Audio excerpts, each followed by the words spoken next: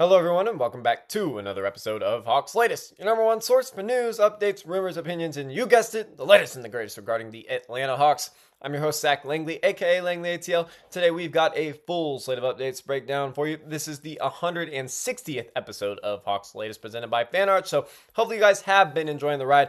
And special thanks to Underdog Fantasy for sponsoring today's video. But yeah, we got a lot to break down today. So before this video gets started, if you guys could go ahead and hit that like button and subscribe, it would be very much appreciated. It would go a very long way. But like I said, a whole lot to break down today because the Atlanta Hawks are continuing to navigate life after the Trae Young trade. I mean, after something like that, you would expect them to take a little bit of a step back just as they kind of get acquainted to this new identity and this new way they're playing and they're communicating and everything of those sorts. But that has not been the case. They've been stacking wins, y'all. And also, on top of stacking wins, they've been staying active in trade conversations around the league. So, of course, we got to break down all of it. Because over the past 2 days, the Hawks picked up two impressive victories. First, over the Denver Nuggets on Friday night. And then following it up with a very strong performance against the Golden State Warriors on Sunday. The game last night, the one that's probably at the top of all of y'all's minds. So, these wins didn't just happen to be against struggling teams. Both of these wins came against established contenders in the Western Conference. So it's not even just the Eastern Conference where, I guess anyone's really a contender. This is the very tough Western Conference, and it really offers a glimpse into what this new look Hawks franchise could potentially become. We'll begin by breaking down Friday night's win over Denver because we did not have a video on Saturday or Sunday, as usual. So, we got to break down what happened there because it was a fun one. It was a game defined by defense, ball movement, and a dominant fourth period. And then after that, we will shift to Sunday's win, last night's win over the Golden State Warriors. Steph Curry and all of them, we know the Warriors good and well, and I mean, I'm sure you guys do. And Atlanta, once again in that game, they showed balance. They showed resilience and also strong perimeter shooting. And then in the third section of today's video, we're going to talk about Daniel Gaffford. And so, this isn't a guy we usually talk about. We usually are very Hawk-centric, but there are some interesting trade rumors that have come out, so y'all will definitely want to stick around for that segment of the video because it's going to be very interesting because that is where the Hawks may be pivoting their trade focus towards. So without further ado, let's waste no more time in the intro and go ahead and start with the Hawks defeating the Denver Nuggets on Friday. It was one of their more impressive wins of the season. They came away with a 110-87 victory in what was their first game since trading Trae Young, because there was a lot surrounding the team, after making a deal like that, regardless of how you felt about Trae, he had a very prominent voice in the locker room, and when he was on the floor, like he was someone who changed the game. It's very different with Trae on the floor and with Trae off the floor. So they had a lot of things to get used to, but also just the emotional aspect of it. I mean, they lost a teammate who they loved, regardless of whatever reports he may have heard. Trae was well loved by his teammates, and so him out of the locker room, it stings a little bit. It's an emotional and structural shift surrounding the team. But the way they responded immediately in the immediate aftermath to that deal just shows how resilient this team. They responded with a composed, physical, and disciplined performance, especially in the fourth quarter where the game was completely decided. I mean, the Hawks left no doubt in this one.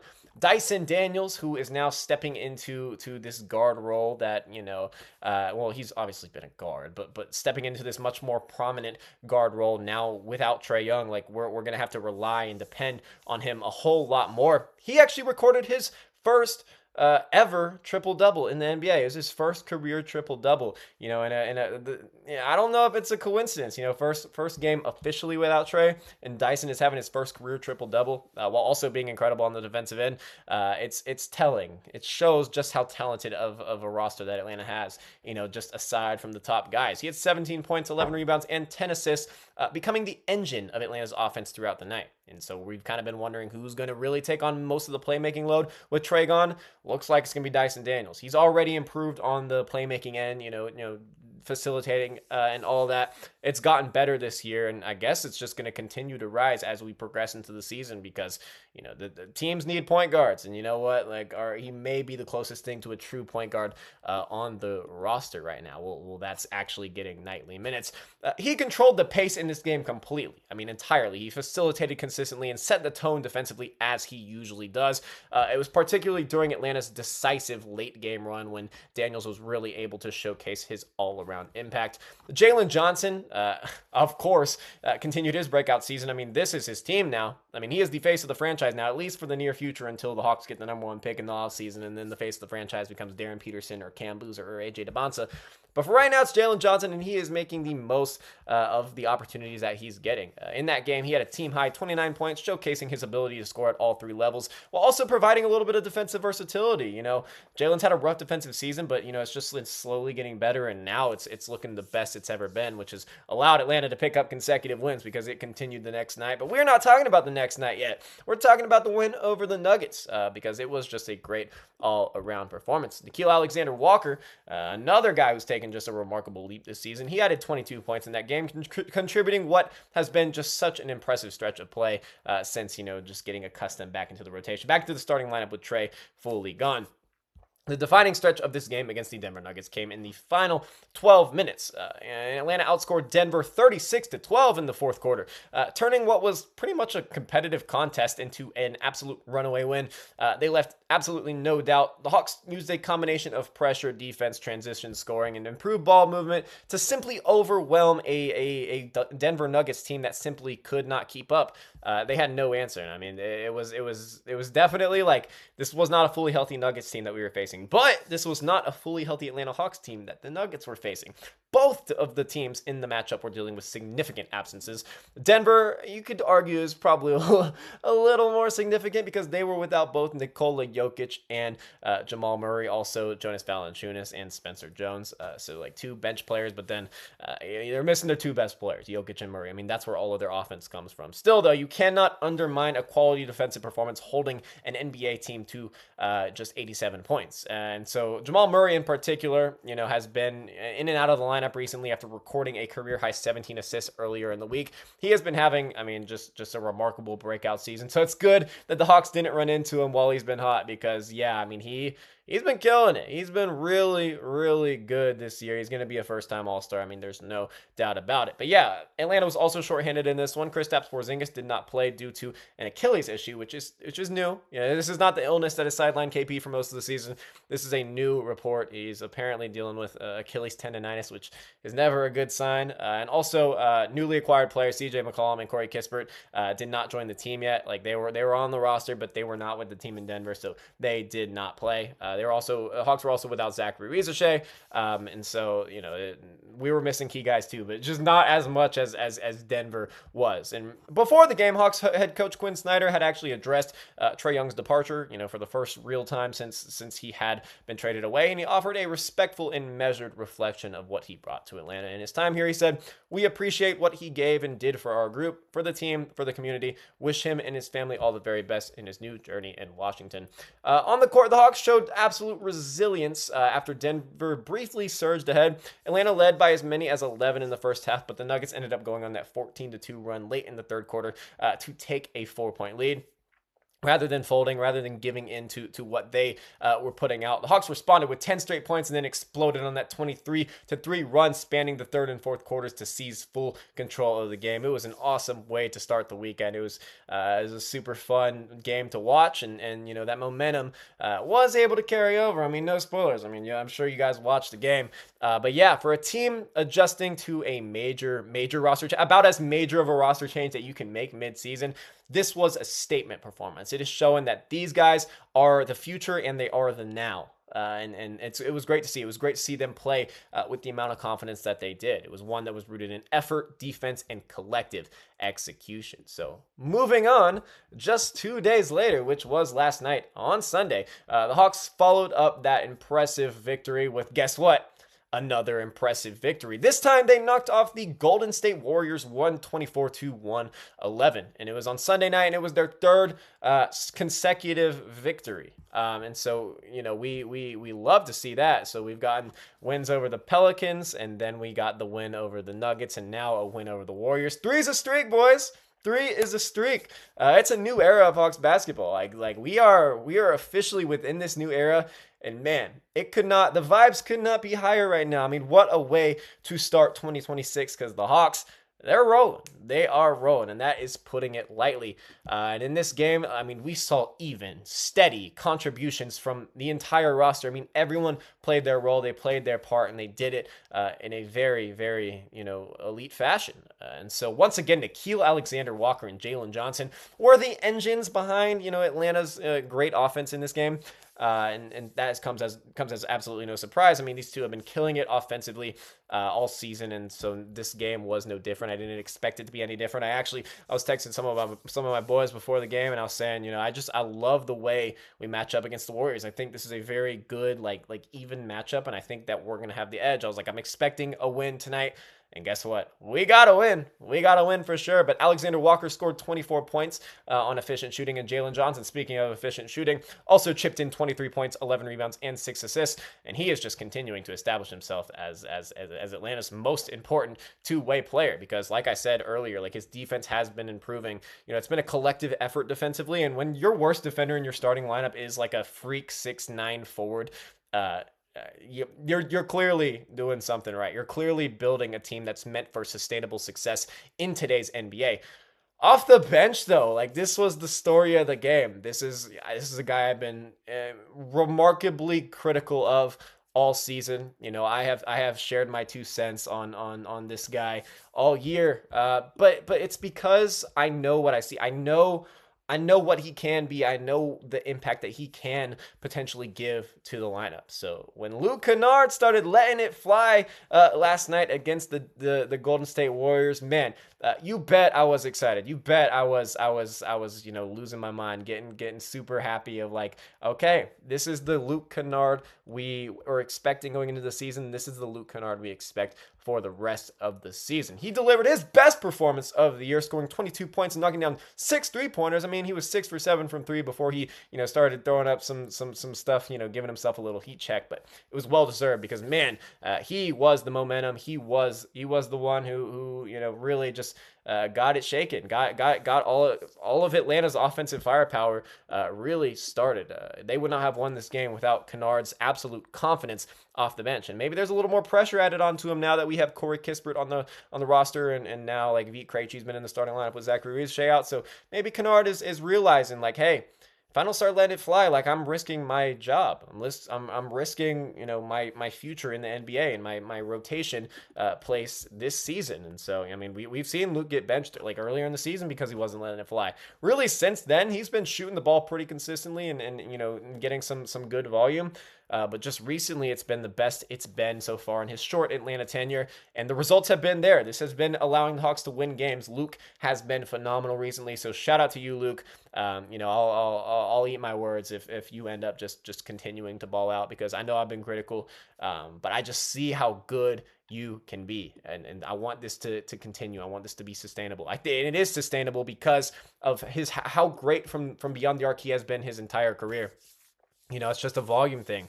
Let's just keep this volume up. Let's keep going because, man, it can be deadly. It can completely reshape Atlanta's second unit, and that's what it did against the Warriors, and we got a dominant victory over a tough Western Conference team.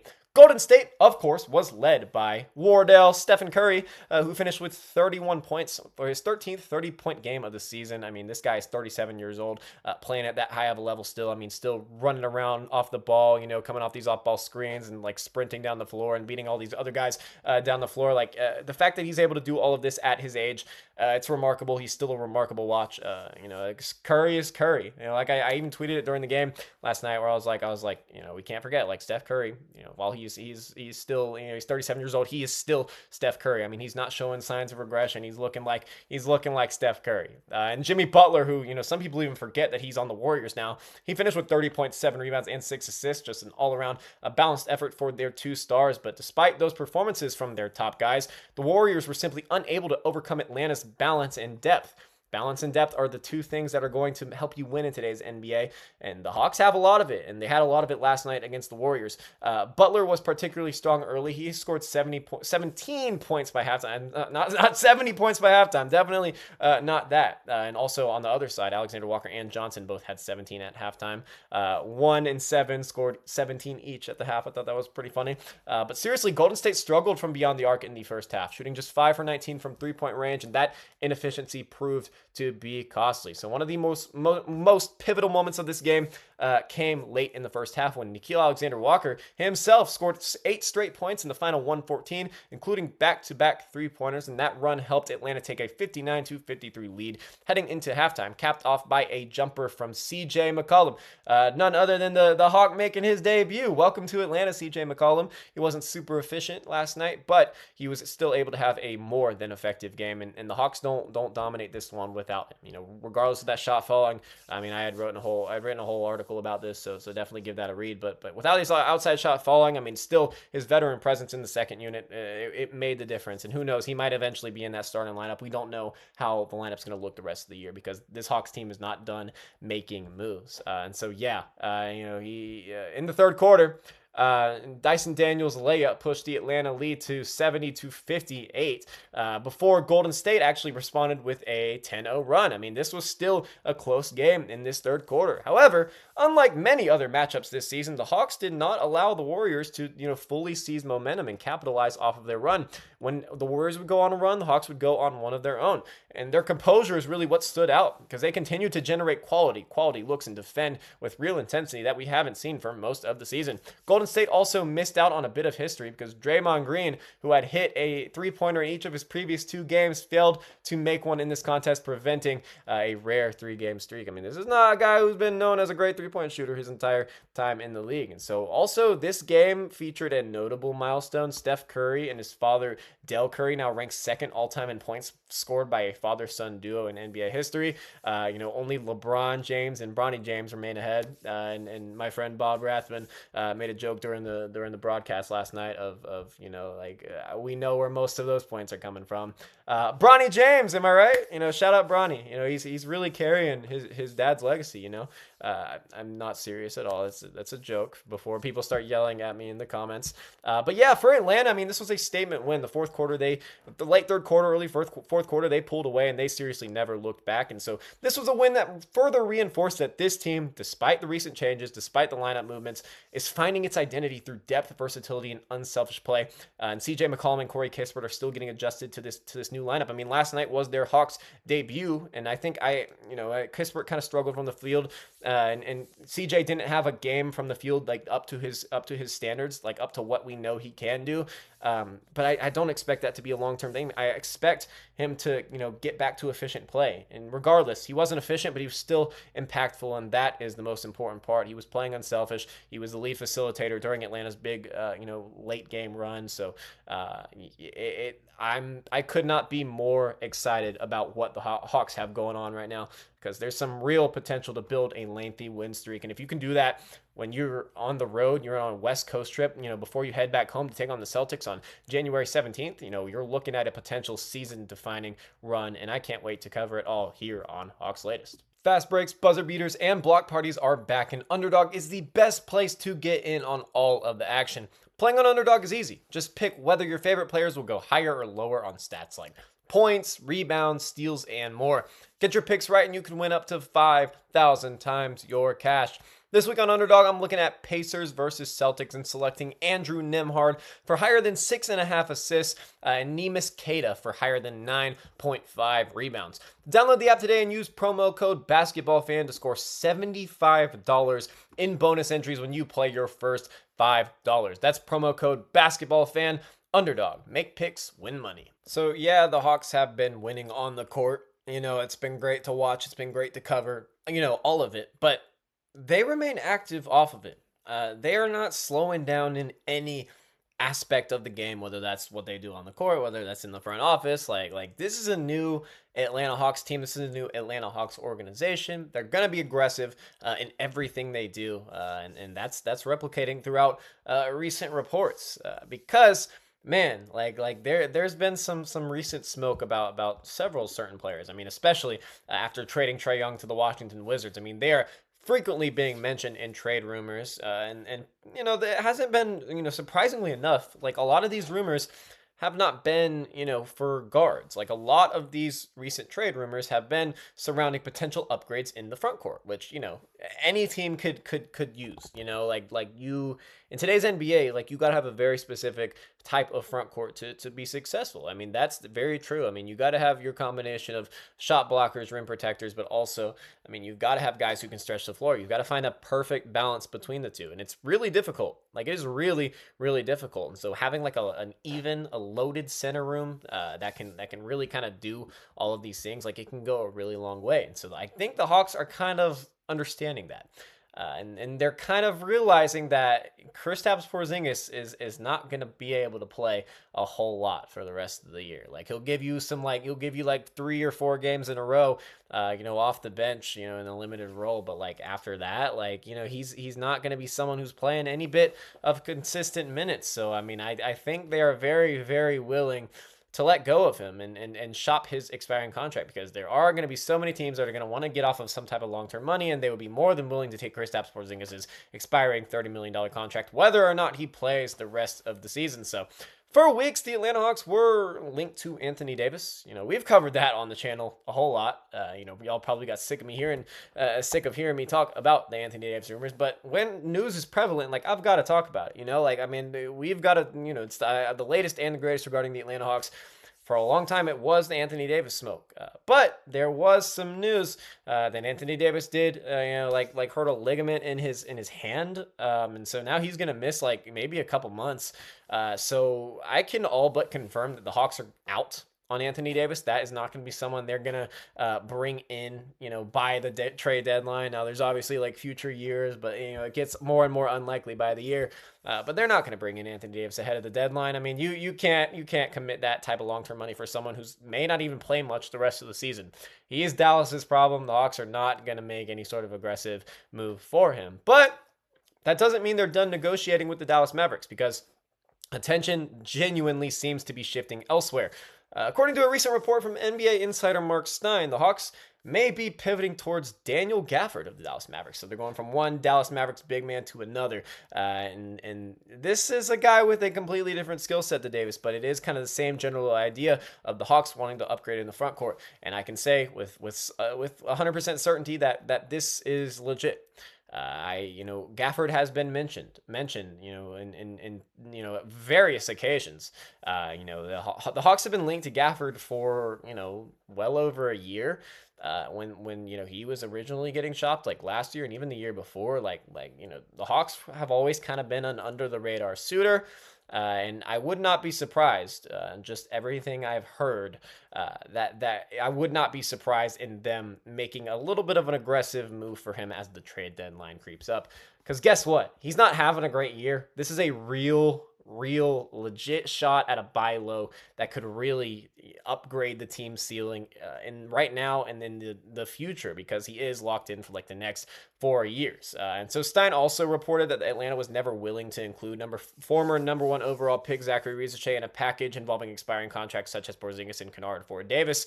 There's been so many conflicting reports on the Risache front, but I can say with certainty that Risache is not going anywhere. Well, unless, obviously, but we wouldn't go anywhere in an Anthony Davis trade or in a trade with the Mavericks. Like, Risache to the Mavericks is not a thing that's going to be happening. Rival executives do believe that the Hawks and Mavericks could explore a deal centered around Gaffford. And like I said, it would not cost the Hawks a whole lot. It would remove Risache from negotiations entirely. And Gaffford, what he brings is much more of a realistic and potentially cost-effective option.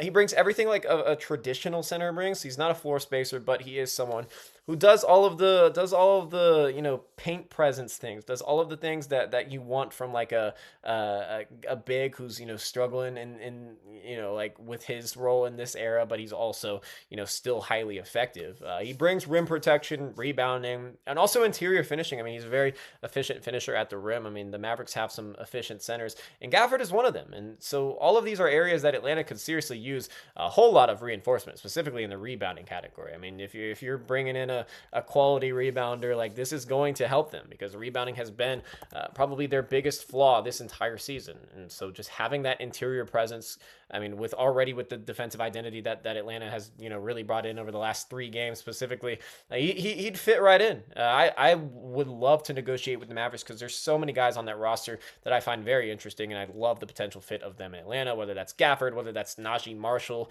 maybe even some of the younger guys like a Max Christie. Although Christie's not going anywhere. He's going to be with the Mavericks past the deadline. I'm almost certain of that. But importantly, acquiring Gaffford, like I said, would not require sacrificing any of the franchise's long-term assets. This would maybe just be a thing where we like throw an expiring contract and also maybe a couple second-round picks. When I tell you guys this would be a buy low situation, this would genuinely be a buy low situation. His value is the lowest it's been in quite some time. He's kind of struggling this year. Dallas is in a weird spot. I would not be surprised if Atlanta ended up getting him by the trade deadline. And so even after moving their franchise star, the message from the Atlanta Hawks front office appears clear. This team wants to compete. I mean, there's no doubt about it. They're not signaling anything towards like a rebuild, but they, it's kind of like a recalibration. I mean, they're balancing short-term competitiveness because they want to win this year. They want to make the playoffs this year. They want to make a deep playoff run this year. There's no doubt about it, but they understand the realisticness of the situation. They want to have a core locked up for the future as these young players continue to progress and get better and get into playoff shape, get some playoff experience under their belt, and eventually transform into championship contenders, which, I don't think we're too far from. So if the Hawks do pursue a guy like Daniel Gaffford, it would signal a commitment to stabilizing the center position in now and also in the future. And the supporting the core that has really emerged over the past few weeks. I mean, it's been super fun to cover the Hawks in recent times, and just adding an enforcer down low would be incredible. And I would be fully on board with it, depending on how much it would cost. But like I've been saying, I don't think it's going to cost us really anything. But let me know your thoughts on that down below. And then let's go ahead and move into our viewer comment section. This is a thing that we've been unrolling, over the past, 5 or 6 videos. It's a new thing, and I've been enjoying it because it's letting you guys have a voice. It's letting you guys let your, thoughts all, giving me all your thoughts down below in the comments, and getting you a chance to hear a full, in-depth response from me. And, I definitely value that. I definitely value the community that we've been building here at Hawks Latest and at FanArch. And so let's go ahead and get started. And these are all from the last video, and one of them's from the video prior. But at KSmith3333 said the Hawks made a terrible mistake trading Trey. When we see him play for the Wizards, everyone who kept begging for him to be traded is going to go ghost. Now, we got to consider how well the Hawks have been playing recently. And this doesn't change my opinion on Trey. I still think the Hawks, I don't know if we're going to regret moving Trey. I'm a big Trey supporter. I'm probably a bigger Trey supporter than a lot of y'all would like. So I don't know if this was a terrible mistake. I kind of like the idea of the identity that we're building for the long term. I would have loved Trey to be included. We got to look at the realisticness of the situation. Was this Hawks team ever going to be super competitive with Trey? Like, obviously, I think, I would have loved a bigger sample size of him and KP together moving forward. But we didn't get that. And so, like, looking at the realisticness of the situation, like, I don't think we made a terrible mistake. Now, I do think we could have probably gotten a better trade package, Maybe if you let him play, further up until the trade deadline, let him build some of his PR back and build some of his stock back, and some, give him a good bit of a market again. Maybe that would have been the smart way to go. But with what I saw from McCollum last night, and just the overall identity that they're building without him, I don't think we made a terrible mistake. As much as I love Trey personally, and so yeah, we haven't seen him suit up for the Wizards yet, so. We don't know how that's going to go, but I do like the fit on paper, and I do think, Trey will have a good bit of success with the Wizards, and it is going to be hard to watch because, it's always going to be the thing of, like, did we give up too early? Should we have committed more to Trey long term? Should we have knocked in that extension and then entrusted him because he's our franchise player? All of those are going to be valid questions, and it won't be able to be answered until he suits up for the Wizards, which may not even come this season. Now, I think the report of him potentially not playing the season was an over exaggeration. Like, I think he's not going to play a whole lot the rest of the season, but I think he'll suit up a decent little bit, get used to playing with this young core. Like, I think that would be the smart way to go about it. But yeah, like, we gotta see him on the floor with the Wizards and see how this Hawks team develops over the course of the season to truly make any sort of statement like that. But I appreciate the comment. Please feel free to comment again. So moving on, we have at biggest 4646 that said the Hawks will now blow teams out. Watch and see. Thank me later. And my man, you are absolutely right. Because in the 3 games without Trae Young, well, let's be fair. Let's because Trae hasn't played a whole lot this season. But since we traded him, and I'm gonna count that Pelicans game, because he got traded mid game, and it was clear during that game that he was gonna get dealt soon because McCollum and Kispert were ruled out. I'm sure you guys are all there. You guys all know what I'm talking about. Yeah, that's 3 straight blowout victories for the Hawks. Like, this is a new era of Hawks basketball, and you're absolutely right. Like, we're blowing teams out now. It has been a remarkable collective effort on the defensive end that has really propelled this team into the new way that they are. Really on both ends of the floor. But yeah, the defensive effort has been remarkable. And so yeah, I'm not thanking you later, man. I'm thanking you now because this is right. Like this is what's going on right now. And we got the Lakers on Tuesday. I love the way we match up with the Lakers. I think our defensive guards are going to put Luka in hell, and I don't think LeBron's going to be able to get out and running the way like that we are going to be able to do. I genuinely think the win streak goes to 4. I think the Hawks can beat the Lakers pretty handily. And I got a homie who's a Lakers fan, and he's probably gonna watch this and get mad at me for saying this, but yeah, I expect us to win pretty handily in LA and continue on the win streak that we have been building. That would be remarkable, but it's good to see us blowing teams out. And yeah, you're absolutely right. Now, for the last comment of the day, at Art Anderson 8827 said Anthony Davis arrived at Mavs training camp out of shape and overweight. For an injury-prone and aging player, that is not who I would want to commit major cap space for several years. I can't imagine Onzi making that decision. And your last statement right there is why it's not going to happen. At this point, especially after the recent injury news. I don't know if this was before or after. I think it was probably before. But even then, like, it never seemed like an Onzi decision.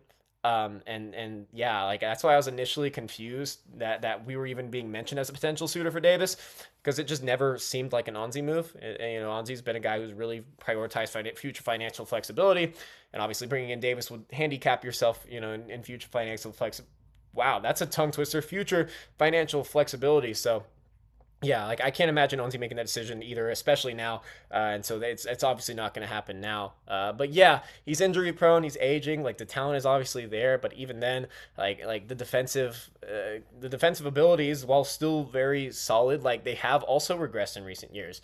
So it would not be worth committing long term money to and also giving up on potentially future assets for him. I wouldn't do it, and yeah, I don't think the Hawks do either. So. That's going to do it for today's episode of Hawks Latest. If you enjoyed today's breakdown, be sure to like, subscribe, and hit that notification bell so you don't miss a single update here on the channel. We're going to be pumping out videos every single day, keeping you guys informed on the latest and the greatest regarding the Atlanta Hawks. And then, let me know down below in your comments, what were your thoughts on the win over the Nuggets? And then the followed up, win over the Warriors. I mean, we've won 3 in a row. 3's a streak, boys, like I said. And then also, what would your thoughts be on potentially bringing in Daniel Gaffford? I think he would be a very reliable center depth piece for us. And I think there's nothing to lose in a situation like this. I would love it, but you let me know your thoughts on that down below. But once again, thank you guys so much for watching. I'm Zach Langley, aka Langley ATL, and I will see you guys next time.